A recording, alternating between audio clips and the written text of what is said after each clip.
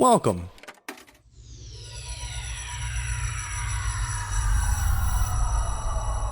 to Arcade Audio.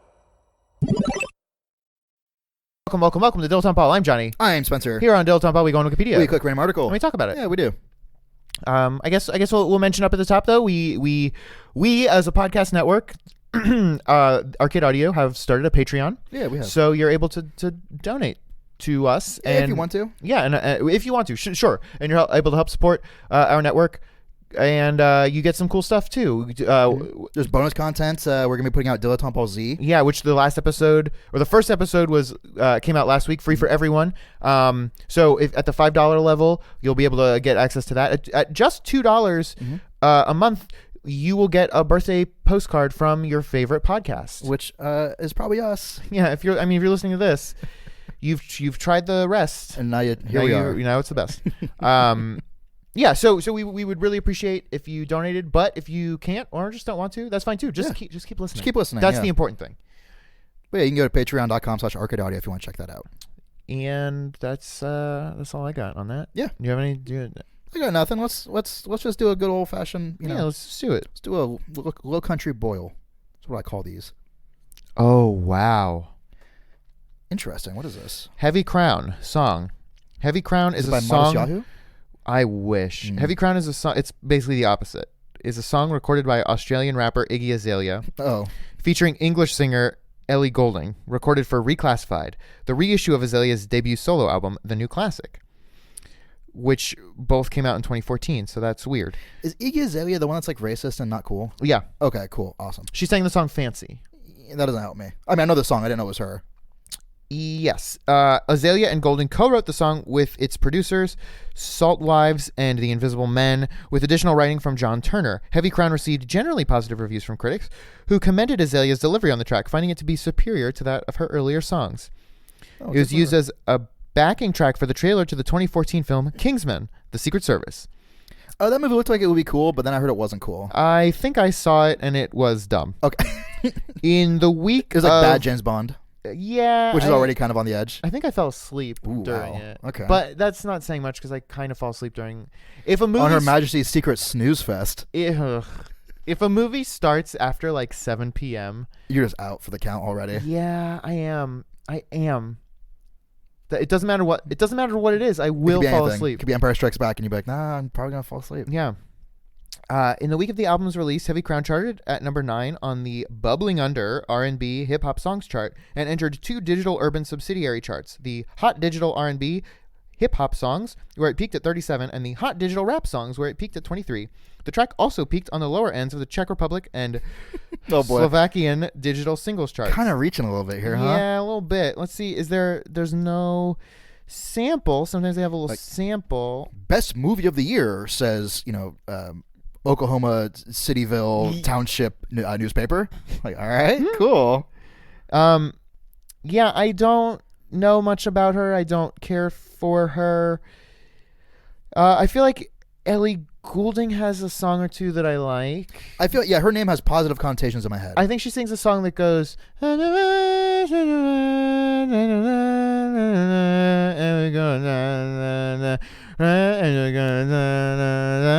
So, the Lord of the Rings OST, right. Yeah. I remember that.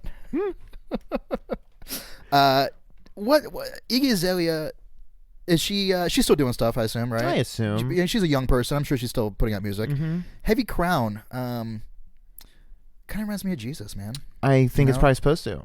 I don't know the content of the song, but I assume it's religious in nature. Or like, what's the thing where you're like, I don't know. Heavy Lies the Crown. Well, no. That's in like some alternative song though. There's like some alternative song from the 90s that was like, oh fuck. No.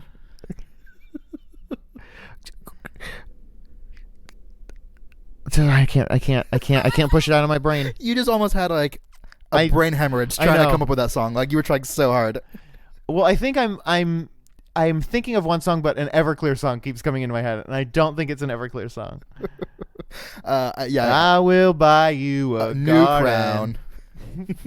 Perfect, shiny, and new. Yeah. That always bothered me that he said, "I will buy you a new car, perfect, shiny, and new." Oh, I never put that together. That sucks. Everclear, Daniel Everclear, Mr. Everclear. Yeah, I mean, sometimes you just got to come up with lyrics, and sometimes they fit, and don't worry about them too much. You know. What's your like least favorite song lyric? That's like that. I do hate rhyming the word girl with world. Every song does that. Sure. And that's kind of like a little pet peeve. It's like, oh, you said girl. Okay, you said world. Yeah, world. Here we go. World. Okay. It's just like lazy songwriting. Yeah. Well, I mean, and only 4 people write songs, so they all use the same. Sure. You know.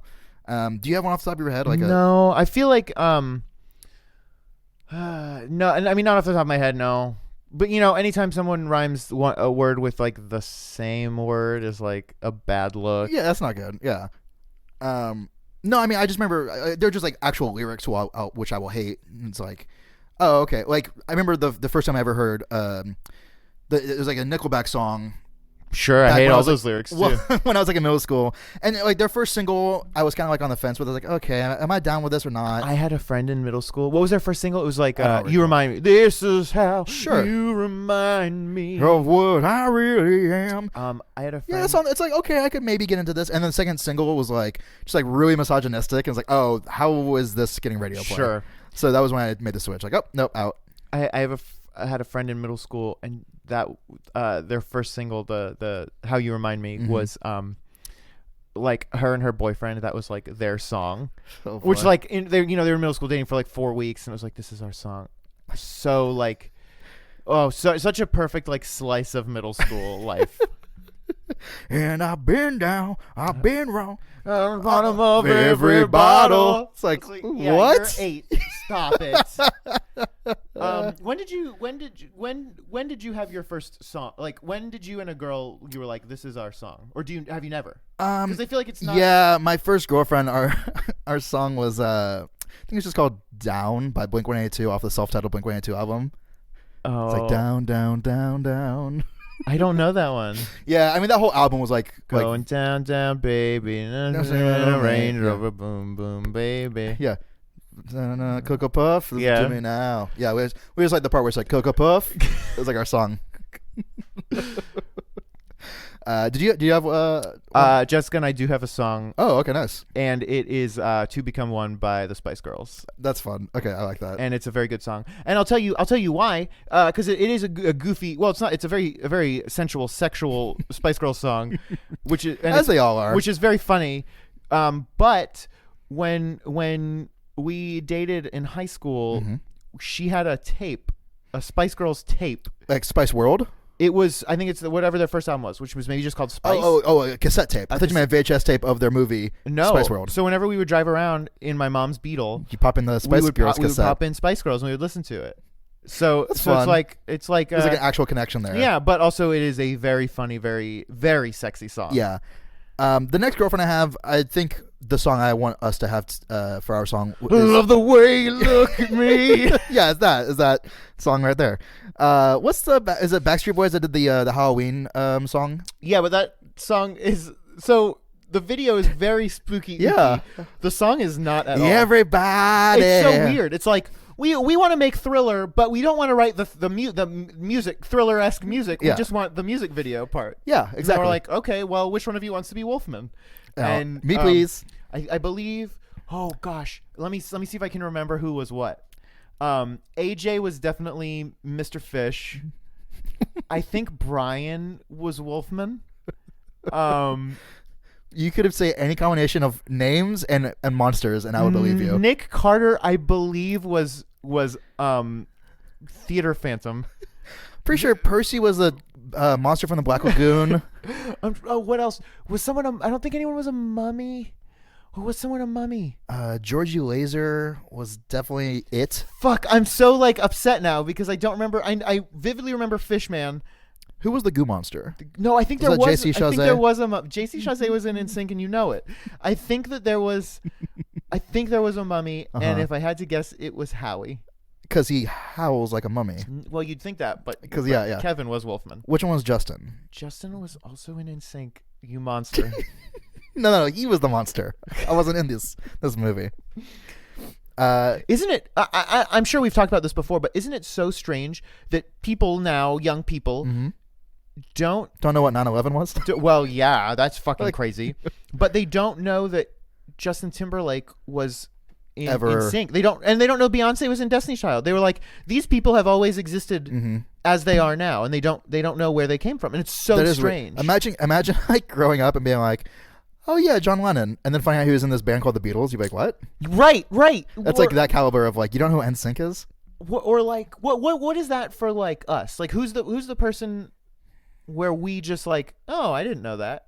Like maybe Dave Grohl. It's like, oh, you know the Foo Fighters guy. He was he was in Nirvana. Yeah, he was in Nirvana. That's got to be it, right? Who? Nirvana. Like, no, not the Who. They remade rock and roll in the 90s. Well, no, Dave Grohl is in the band that sings the song Everlong and The Best of You, and he plays guitar. Well, yeah, but he played drums. He used to play drums. No, I don't think you can do that. You can't do two things. You have to pick one and be good at that one thing. That must be the That's a very good poll. Like on short notice, that's a good one. Because and you're right. Because like Nirvana's like the craziest band of all time, right? And for what they did for music. Yeah. And Foo Fighters are.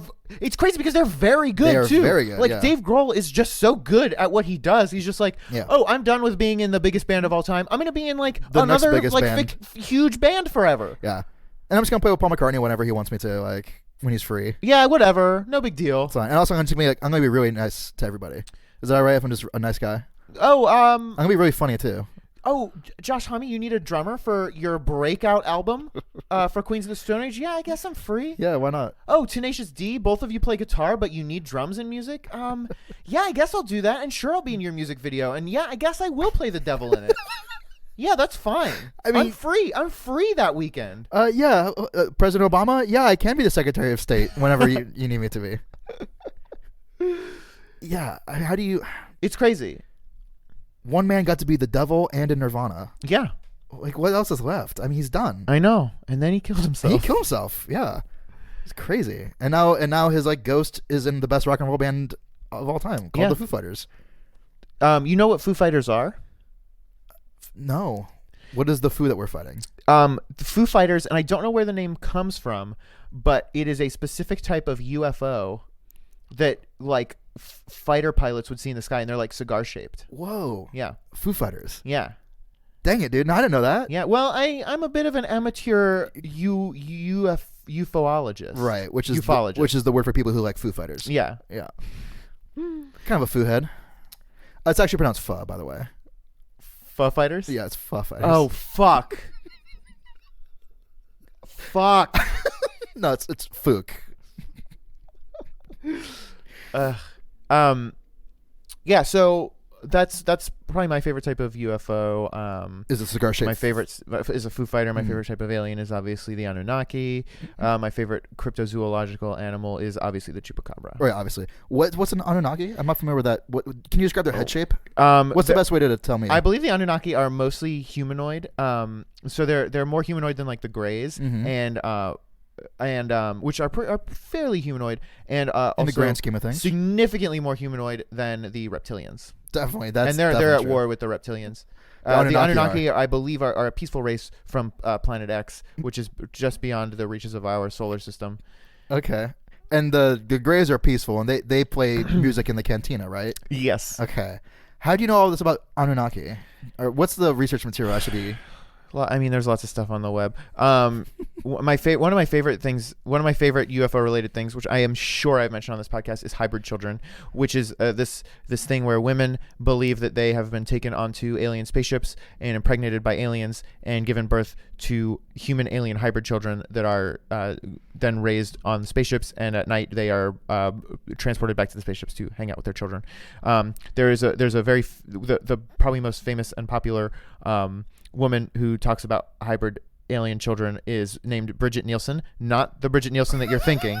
She's a different woman. Okay. And there are just like tons of footage of her online, like being interviewed about it. And the thing is, like, it's obviously all alien abductions or hallucinations or dreams. 98% of them are sleep paralysis. Sure. If you look at the symptoms of sleep paralysis, like, oh, that's every fucking alien abduction. Sure. But that 2% is unexplainable. That's true. The truth is out there. They actually did hybrid alien stuff in the X-Files, which is fantastic. But if you listen to this woman speak, it's like she does not sound crazy. I mean, I don't buy it, obviously, but she's like, she knows that she's not lying. Yes, and she's like so earnest about it. It's like, oh wow, like you really had hybrid alien babies. It's incredible to see like how earnest she is about this. So run it by me one more time. She has at least a child. She has a few, but they are not here on Earth. I think she might have 2, and they're not here on Earth. No, they're kept in the alien planet or on the alien spaceships or whatever with their dad, and she gets to see them on alternate weekends. Yeah, she's like when she gets abducted, she's able to like see them and hang out with them. Okay,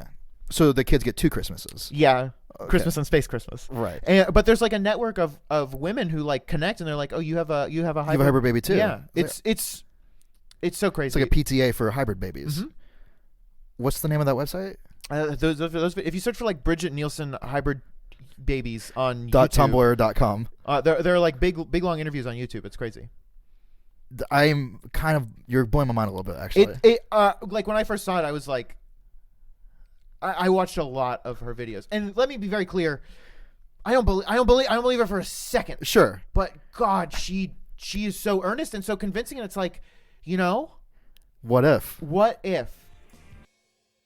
Don't stop, Dragon Balls. Dragon Ball Z. Dragon Soul. It kills me every time. I'm like, what the fuck? Thank you for playing Arcade Audio. Play more at arcadeaudio.net.